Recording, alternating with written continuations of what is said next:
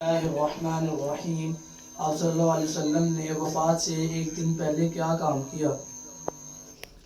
آپ صلی اللہ علیہ وآلہ وسلم نے تمام غلاموں کو آزاد کر دیا اور دینار صدقہ کر دیے اور ہتھیار ہبہ کر دیے۔ درست جواب ہے۔ ماشاءاللہ۔ اسلام سے پہلے حضور صلی اللہ علیہ وسلم کا دین کون سا تھا؟ کوئی نہیں۔ درست جواب۔ ماشاءاللہ۔ اللہ کے رسول صلی اللہ علیہ وسلم زمین میں سب سے بڑا فتنہ کس کو کہا؟ دجال کو۔ صحیح جواب۔ ماشاءاللہ۔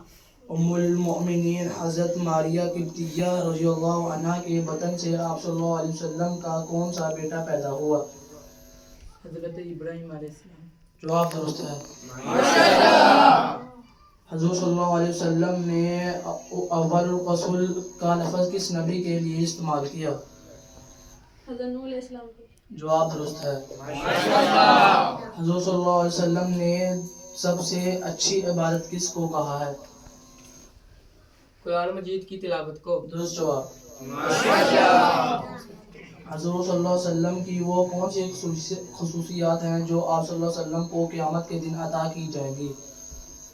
تمام بیان کرنا ناممکن ہے، کچھ عرض کرتا ہوں۔ خصوصیت نمبر 1، حضور پاک صلی اللہ علیہ وسلم قیامت والے دن قبر سے سب سے پہلے باہر آئیں گے۔